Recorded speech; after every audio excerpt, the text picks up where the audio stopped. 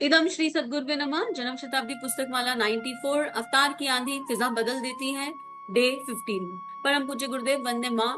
हमें एक नए युग में हमारी भूमिका क्या है, नए युग की रचना में वो बता रहे हैं, क्योंकि युग निर्माण होना है।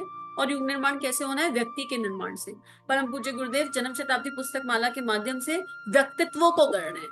और जिन्होंने जन्म शताब्दी पुस्तक माला के 8-10 किताबें सुनी है, उनको स्वाध्याय को सुना है, उनको समझ में आ जाएगा कि गुरुदेव वाकई व्यक्तित्व गढ़ रहे हैं। गुरुदेव एक ने एक प्रयोगशाला तैयार करी है। गुरुदेव कहते थे कि एक प्रयोगशाला बना के जाऊंगा, उस प्रयोगशाला की एक एक बात को फॉलो करोगे तो तुम भी एक दैवीय व्यक्तित्व बन जाओगे। और गुरुदेव अपने पूरे जीवन को प्रयोगशाला बना करके चले गए। और गुरुदेव इन प्रवचनों के माध्यम से आपको और हमको मिलकर के गढ़ रहे हैं। तो आइए गुरु चरणों में अर्पित समर्पित हो जाते हैं पूरी तरह। और जब व्यक्तित्व गढ़ा जाता है तो ये एक तरह की ऐसा है जैसे मूर्ति बनाई जा रही हो। ये ऐसा है जैसे बिल्कुल रॉ मटेरियल से कोई बहुत खूबसूरत चीज निकाली जा रही हो। तो जब मूर्ति बनाई जाती है तो मूर्तिकार को पूरी तरह समर्पण किया जाता है। फिर चाहे बांसुरी का समर्पण हो, और चाहे यंत्र का समर्पण हो, और चाहे पत्थर का समर्पण हो। हम किसी भी अवस्था में हो, हम कहीं पर भी हो, परम पूज्य गुरुदेव अगर हम लोहा है तो हमसे चाकू बना लेंगे। अगर हम लोहा है तो ऐसा धारदार चाकू बनाएंगे जो दुश्मनों को काट सकता है, भीतर के भी और बाहर के भी। तो हमें इस बात से परेशान होने की आवश्यकता नहीं है कि हम सोना है, कि हम हीरा है, कि हम लोहा है, कि हम क्या है। हमें इस बात से परेशान होने की आवश्यकता नहीं है, क्योंकि हम जिसके हाथ में है ना, हम जिसके हाथ में है वो जादूगर है। हम परम पूज्य गुरुदेव वंदे माता जी के हाथों में, और वो जादूगर है। वो जादूगर ऐसा जादूगर है कि तत्व चाहे कैसा कैसा भी हो, तत्व चाहे कैसा हो, वो उसमें से दिव्यता को प्रकट कर सकता है। परम पूज्य गुरुदेव पत्थर में से पानी प्रकट करने की शक्ति रखते हैं, क्षमता रखते हैं। तो हम कैसे भी बड़े पाषाण हो, हमें इसकी फिक्र करने की आवश्यकता नहीं है। हमें बस इतना कहना है, हम तो जैसे भी हैं तुम्हारे हैं। हमको नहीं पता हम अच्छे हैं कि बुरे हैं, हम तुम्हारे हैं और तुम्हारे ही रहेंगे। हर हाल तुम्हारे रहेंगे। अब जो तुम्हें देह में गुण कर्म स्वभाव दिखते हो, उसके हिसाब से तुम सुई बनाओ, तुम तलवार बनाओ, तुम चाकू बनाओ, तुम फूल बनाओ, हमको अंतर नहीं। तुम वृक्ष बनाओ, हमको अंतर नहीं पड़ता कि तुम क्या बनाओ, क्योंकि तुम ही हमारे शिल्पकार हो, तुम ही हमारे मूर्तिकार हो। तुमने ही हमें इस दुनिया में पंच तत्वों का देह दे करके भेजा है। इस बात पे पूर्ण विश्वास करने की आवश्यकता है कि इस संधि वेला में अगर हम इस धरती पर हैं, और अगर हमने आचार्य पंडित श्री राम का नाम सुना है, अगर हमने माँ भगवती देवी का नाम सुना है, या आज पहली बार भी सुन रहे हैं, तो इसका मतलब उन्होंने ही हमें इस धरती पर, इस विश्व वसुंधरा पर भेजा है, ताकि हम उनका ग्वाल बाल, उनका रीछ वानर बन करके प्रज्ञा अवतार का जागरण भीतर होने दो। हमें जागरण करना नहीं है, होने देना है। एक होता है मुझे करना है, मुझे करना है में तो गाड़ी गड़बड़ाएगी। एक होता है मुझे ढीला छोड़ना है, और प्रज्ञा अवतार का जागरण भीतर होना है, क्योंकि ये मेरे महाकाल की इच्छा है, क्योंकि ये मेरे ईश्वर की इच्छा है। तो आइए स्वयं को ढीला छोड़ते हैं और परम पूज्य गुरुदेव की प्रेरणाओं से समझते हैं कि वो हमें क्या बता रहे हैं। वो कह रहे हैं, भगवान ने गीता में हमें यही उपदेश सिखाया था, और यह कहा कि कोई भी कार्य, कोई भी श्रेष्ठ कार्य बिना श्रम और सहयोग के संभव नहीं। उदाहरण के लिए उन्होंने जब पहाड़ उठाया तो ग्वाल बालों से कहा कि आप जरा हिम्मत कीजिए, हमारे साथ आइए और हमारी मदद कीजिए, अपनी लाठी का सहारा लगाइए। मित्रों, जनता को साथ लिए बगैर आप कुछ भी नहीं कर सकते। अकेले आप समाज को सुधारेंगे नहीं, आप अकेले कुछ भी नहीं कर सकते। आप लोगों को साथ बुलाइए, साथ लेकर के चलिए। नहीं साहब, हम बड़े ज्ञानी हैं, बड़े विद्वान हैं। ठीक है, आप विद्वान हैं तो बहुत अच्छी बात है, लेकिन आपके साथ में लोक शक्ति है कि नहीं है? आप जनता के पास जाइए और लोक शक्ति को बढ़ाइए। लोक शक्ति को जगाए बिना राम का उद्धार नहीं हो सका, कृष्ण का उद्धार नहीं हो सका, बुद्ध का उद्धार नहीं हो सका, गांधी का उद्धार नहीं हो सका, किसी का भी उद्धार नहीं हो सका, और ना कभी हो सकता है। जन शक्ति को जगाइए, जनता के पास जाइए, जनता को साथ लीजिए, जन सहयोग लीजिए। श्री कृष्ण भगवान का गोवर्धन उठाना, महाभारत में सेना को खड़ा कर देना, इस बात का सबूत है कि उन्होंने जो काम किए मेहनत से किए, लेकिन लोगों की सहायता से भी किए, जन शक्ति को साथ लेकर के किए। अब यहाँ समूह की शक्ति की उपयोगिता एकदम साफ साफ बताई जा रही है। क्या कुछ कुछ क्या होता है हम लोगों के साथ, जब हम साधना में चलते हैं तो ये बहुत कॉमन है कि हमें हमारे एकाकी अनुभव हमें बड़े अच्छे लगने लगते हैं, और परम पूज्य गुरुदेव सबसे बात कर रहे हैं। इस दुनिया में अगर परम पूज्य गुरुदेव के 15 करोड़ शिष्य हैं, तो गुरुदेव 15 करोड़ से अलग अलग बात कर रहे हैं। ठीक है। अब क्या होता है, जब हमें गुरुदेव का, माँ का, या अपने गुरु का, या अपने इष्ट का सानिध्य ऐसे 1 to 1 प्राप्त होने लगता है ना, तो क्षमा कीजिएगा, पर कहीं ना कहीं मूल में एक सूक्ष्मतम अहंकार आ जाता है और उसमें हमें किसी की बात समझ ही नहीं आती। हमें लगता है कि हमारे गुरु तो हमसे बात कर रहे हैं और जो हमसे वो बात कर रहे हैं बस वही परफेक्ट बात है और तो कहीं से कोई बात हो ही नहीं सकती। ऐसे में गुरुदेव हमें ये समझा रहे हैं कि हाँ, मैं तुम सबसे बात कर रहा हूँ, पर अकेला चना भाड़ नहीं फोड़ता। तुमको अकेले को मैंने अनुदान वरदान दे भी दिए तो उससे क्या लाभ होगा? उससे कोई फायदा नहीं होगा। भाई, जब आसुरी शक्तियां अकेली नहीं है, रावण क्या अकेला था? रावण के साथ भी कुंभकर्ण था, मेघनाथ थे, इतने बड़े, इतने सारे असुर थे। और दुर्योधन क्या अकेला था? अपने 100 भाइयों के साथ, 100 बुराइयों के साथ चलता था। दुर्योधन भी तो अकेला नहीं था, स्वयं में 100 थे। तो हम देवत्व को अकेले क्यों लेकर के जाना चाहते हैं? क्या हम नेम फेम में उलझ रहे हैं? क्या हम लोकेशना के भाव में फंस रहे हैं कि किसी को क्रेडिट मिल जाएगा, किसी के पास ऐसा हो जाएगा? अगर ये बात है तो हमें परम पूज्य गुरुदेव से सीखने की आवश्यकता है।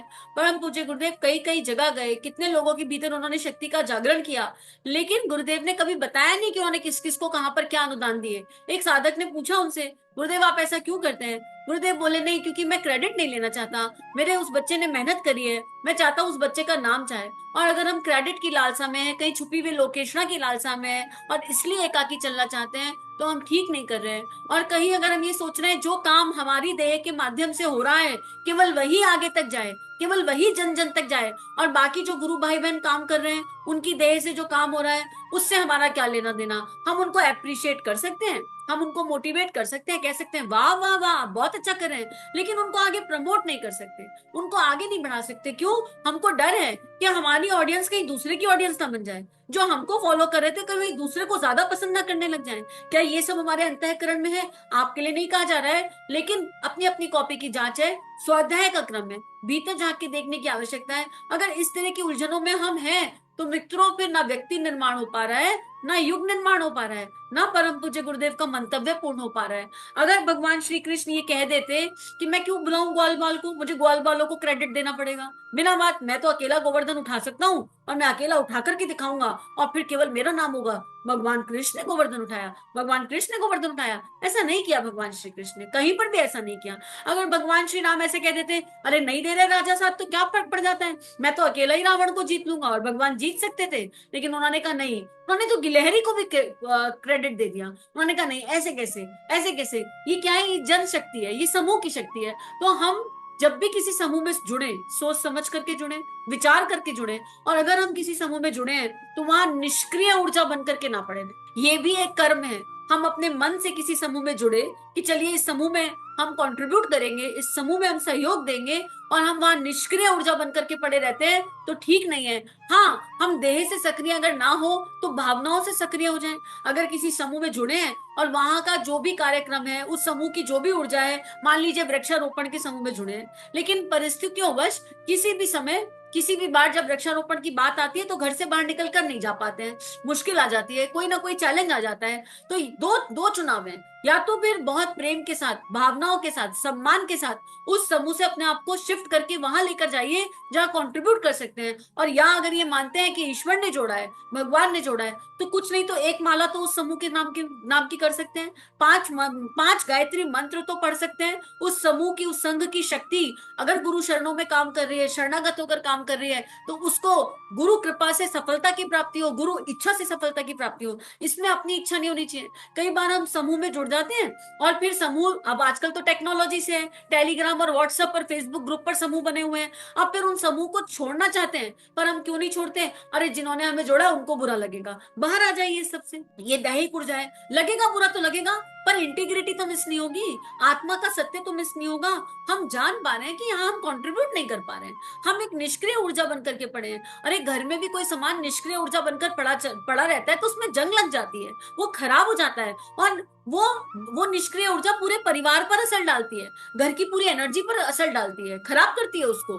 तो हमें, हमारी ये नैतिक जिम्मेदारी है, हमारा ये कर्तव्य कर्म है कि अगर हम किसी भी समूह, और आजकल व्हाट्सएप समूह को, टेलीग्राम समूह को समूह मत मानिए, टेक्नोलॉजी, ये गुरुदेव के, परम पूज्य गुरुदेव के छोटे छोटे परिवार हैं भाई। गुरुदेव ने किसी देह के माध्यम से एक परिवार खड़ा कर दिया और हम उस परिवार का हिस्सा बन गए, तो ये हम सबका सौभाग्य है। हम सबके गुण कर्म स्वभाव एक से होंगे। गुरुदेव एक कमल खिलाना चाहते हैं उस समूह के माध्यम से, तो वहां पर हमको ये समझना होगा कि हम अंधाधुंध हर ग्रुप में जुड़ जाए, ये उचित नहीं है। हम विवेक से गायत्री माँ की शरण में, परम पूज्य गुरुदेव की शरण में अपने गुण कर्म स्वभाव को जाने, अपने गुण कर्म स्वभाव को जानते हुए फिर जुड़े। और इसका मतलब ये नहीं है कि हम बेहतर काम कर रहे हैं और सामने वाला बेहतर काम नहीं कर रहा, ये इसका कदापि मतलब नहीं है। मुझे अभी किसी एक भाई ने बड़ा सुंदर उदाहरण देकर समझाई एक बात, और मुझे बहुत हृदय को बड़ी अच्छी लगी कि भाई शांति को जितनी बड़ी भूमि है, शांति को जितनी बड़ी भूमि है, उसमें एक यज्ञशाला है, उसमें एक भोजनशाला है, उसमें एक हिमालय है, उसमें एक अखंड दीप का कक्ष है, और हर जगह की अपनी वैल्यू है।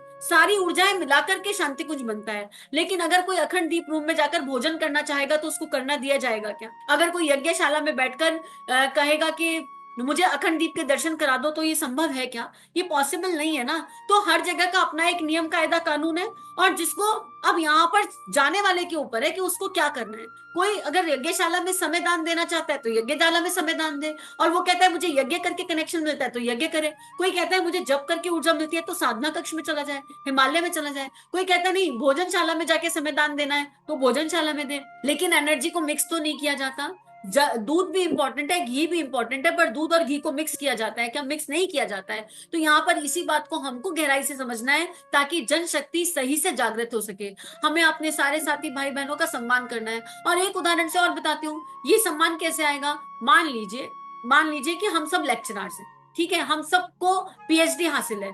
अब मान लो पर्सन ए को पीएचडी बायोलॉजी में है, पर्सन बी को पीएचडी फिजिक्स में है, पर्सन सी को पीएचडी केमिस्ट्री में है, ठीक है, सबको अलग अलग सब्जेक्ट में पीएचडी है। और ये एक ही कॉलेज में के प्रोफेसर हैं, सारे के सारे एक ही कॉलेज के प्रोफेसर हैं, एक ही प्रिंसिपल के अंतर्गत हैं। तो क्या बायोलॉजी का प्रोफेसर फिजिक्स के प्रोफेसर से लड़ेगा कि मुझे बायोलॉजी ज्यादा अच्छी आती है और तुझे नहीं आती? उनमें कोई लड़ाई नहीं होगी, उनमें कोई मतभेद नहीं हो सकता, उनमें कोई मनभेद नहीं हो सकता।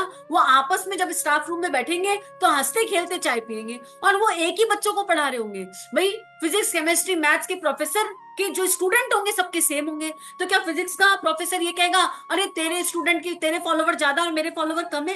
क्या वो इसमें उलझेंगे? और प्रिंसिपल तो उन सबको लेकर के साथ में चलेगा ना। तो इसको ऐसी ऊर्जा से समझने की कोशिश कीजिए। परम पूज्य गुरुदेव वंदे मां युग निर्माण के प्रिंसिपल है, वैल्यूज और प्रिंसिपल हमको दे रहे हैं। और हम सबके गुण कर्म स्वभाव अलग हैं, हम सबकी योग्यता प्रतिभा और पात्रता अलग अलग होंगी, क्योंकि जिसके अंदर उन्होंने जो डाल दिया। अब हमको क्या करना है? भाई मेरे पास बायोलॉजी सब्जेक्ट है और तेरे पास फिजिक्स सब्जेक्ट है, तो अंतर क्या है? क्या बायोलॉजी और फिजिक्स एक साथ हाथ मिलाकर नहीं चल सकते? बच्चा 10th में गए मैं तो केवल फिजिक्स पढ़ूंगा बायोलॉजी नहीं पढ़ूंगा तो फेल हो जाएगा। भाई उसको मोल्ड वाला ये नहीं कहेगा, वो ये नहीं जाके क्लेम कर सकता अजी हाँ सर मैं तो फिजिक्स में इतने अच्छे नंबर लाया था, टॉप किया मैंने, आप मेरे को बायोलॉजी में फेल हो गया तो क्या हुआ, आप मुझे 10th की मार्कशीट दे दो। सर कहेंगे बेटा ये संभव नहीं है, ये पॉसिबल नहीं है, तो बायोलॉजी में बिल्कुल फेलियर मार्क्स है। तो बायोलॉजी और फिजिक्स को हाथ मिला करके चलना तो पड़ेगा ना। तो यही बात हमको समझने की आवश्यकता है कि तुम्हारा गुणकर्म स्वभाव क्या और मेरा गुणकर्म का स्वभाव क्या, इससे परे चले जाएं। क्योंकि सच पूछो तो ना तुम्हारा कुछ है ना मेरा कुछ है। जो भी आरोपित किया गया है वो महाकाल ने किया है, हम सबके अंतःकरण में किया है। तो अगर हम सही से जनशक्ति को जगाना चाहते हैं, सही से समूह की शक्ति को जगाना चाहते हैं, और सही से परम पूज्य गुरुदेव के मंतव्य को पूर्ण करना चाहते हैं, तो हमको इन सारी बैरियर्स को क्रॉस करना पड़ेगा और एक दूसरे के साथ प्रेम से हिलते मिलते खेलते हुए चलना पड़ेगा। फिर किसके पास क्या फ्लेवर है इससे अंतर नहीं पड़ता। हम जजमेंट में नहीं जाएंगे, हम सही गलत में नहीं जाएंगे, हम तो केवल अपनी कॉपी जांचेंगे कि हमको कौन सा सब्जेक्ट दिया गया है, हम उस सब्जेक्ट की पढ़ाई बढ़िया से करेंगे, अच्छे से करेंगे, और जिसका काम उसे सुहावे। ठीक है, ये एक कहावत हमने सबने सुनी है, अच्छे से सुनी है, अच्छे से जानी है, अच्छे से समझी है।